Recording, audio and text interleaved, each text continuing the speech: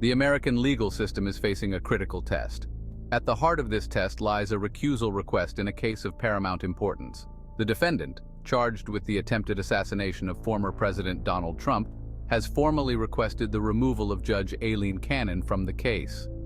This request has ignited a firestorm of debate, raising profound questions about judicial impartiality and the delicate balance between justice and public perception.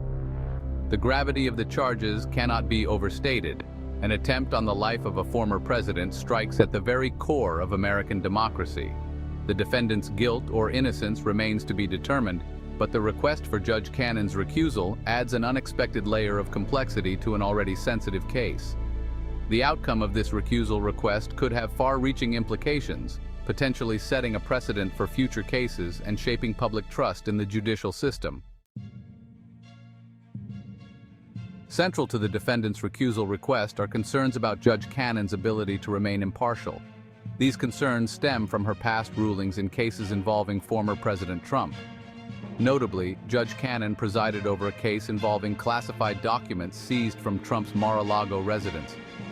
Her rulings in that case, widely seen as favorable to Trump, have fueled speculation about her potential bias. The defense argues that Judge Cannon's past rulings, coupled with her appointment to the bench by Trump, create the appearance of partiality. They contend that this perceived bias could unfairly influence her decisions in the current case, jeopardizing the defendant's right to a fair trial. This argument, while rooted in legal precedent, has sparked intense debate about the line between judicial independence and the need to maintain public confidence in the justice system. The legal implications of the recusal request are significant.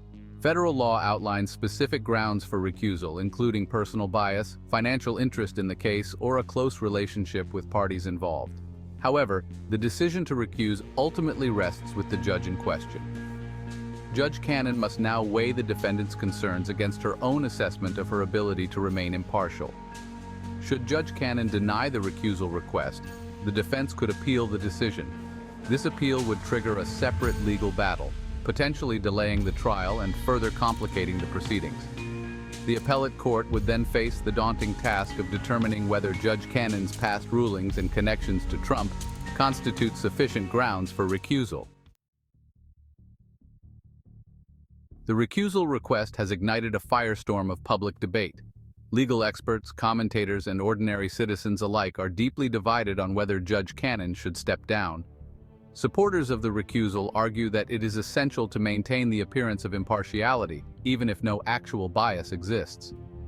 They contend that Judge Cannon's past rulings, coupled with her appointment by Trump, create a perception of bias that could undermine public confidence in the trial's outcome. Opponents of recusal counter that removing a judge based solely on appearances sets a dangerous precedent. They argue that it could encourage baseless recusal requests in politically charged cases, potentially politicizing the judiciary and hindering the fair administration of justice. This clash of perspectives highlights the profound challenges facing the judicial system in an era of heightened political polarization. The recusal request in this high-profile case underscores the paramount importance of judicial impartiality.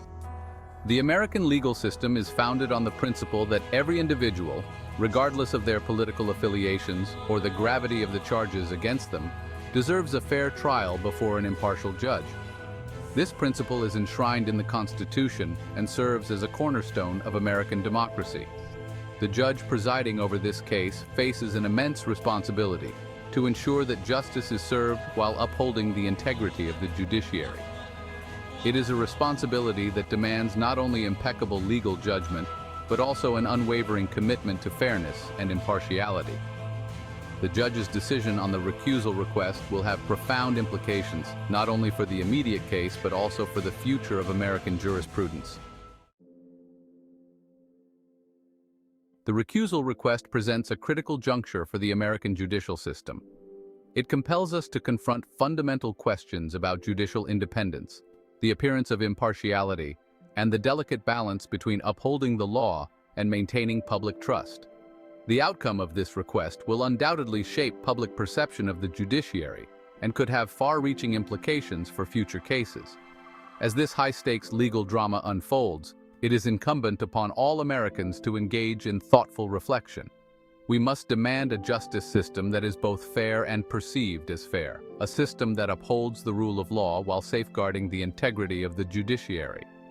The fate of American democracy may very well hinge on our ability to navigate these complex issues with wisdom, integrity, and an unwavering commitment to justice.